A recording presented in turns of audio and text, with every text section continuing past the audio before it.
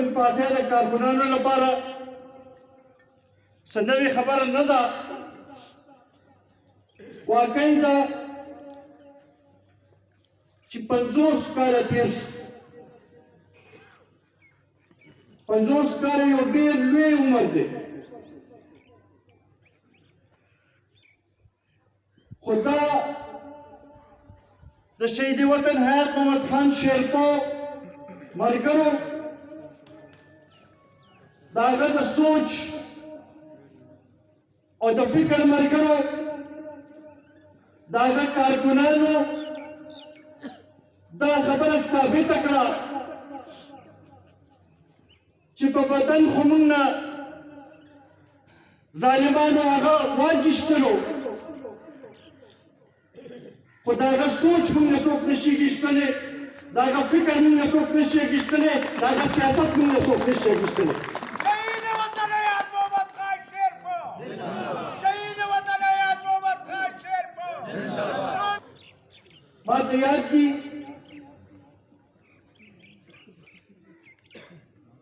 چې دا برسي په هغه حالاتو کې هم شوې ده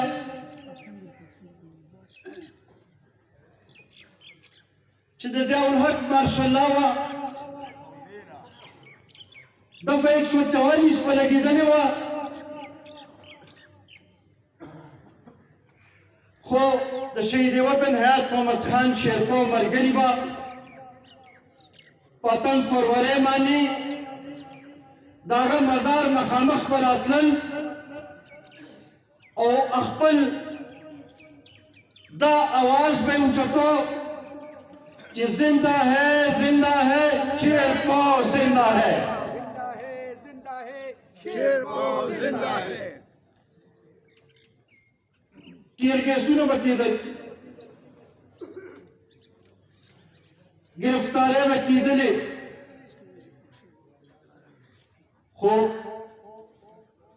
मंगा बदल तके अखपल मशरता دا خپل عقیدت هغه پیرزووني چې دي هغه هم وړاندې کول. بیا ما ته هغه هم یاد دي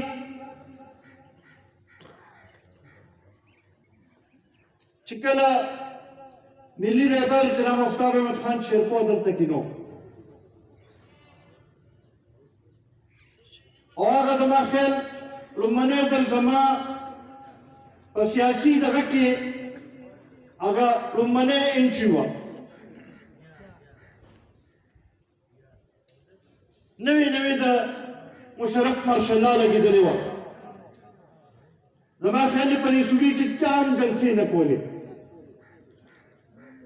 او مونږ په هغې حالاتو کې داسې یو جلسه م وکړه او خپل ټولو ملګرو له حوصله ورکړه. عزتمندو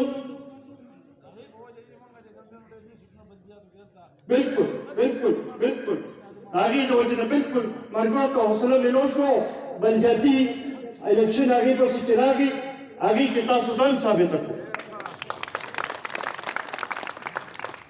या मतागा वक्त याद दे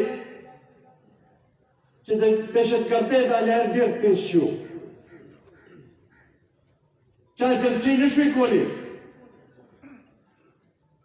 خلکو چې دي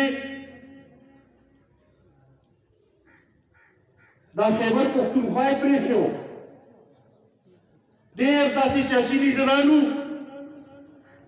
چې خپل کارکنان یې پرېښي وو،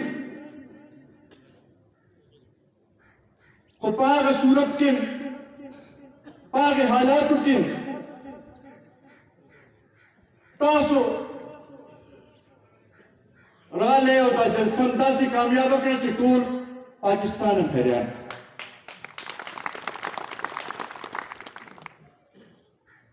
هغه ماته یاد دي چې مختلف تمومې دا برسي به چې رانږدې شوه نو ټریک الرټس به جاري شو او دا به وې چې یاره خلکو ته به ټلیفونونه راتلل چې یاره دې ته مه ځئ کنې دماکه به پکې وشي. د هغې باوجود تاسو دا برسي همیشه کامیاب کړئ.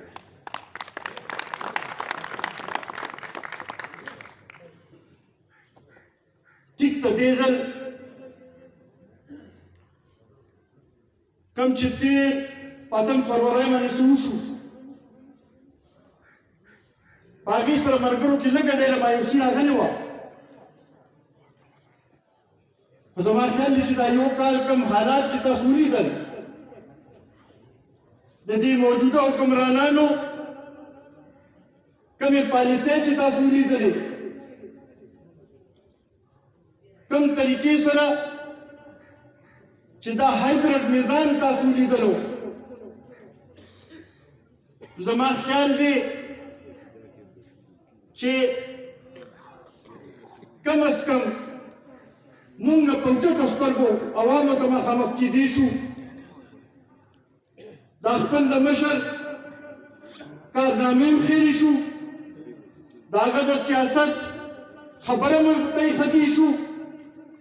او زما خیال دی اوس ډېرو خلکو ته دا احساس هم وشو چې ستاسو نه بغیر د کم از کم د پښتنو سیاست چې دی هغه شانتې نشي کامیابېدی، نور مخکې د هغه شانتې نشي کېدی. عزتمندو که موږ وګورو نو مرکزي حکومت هم ناکامه دی او بیا خاص کر زمونږ صوبې کې خو 11 کاله نه تحریک انصاف ناست دی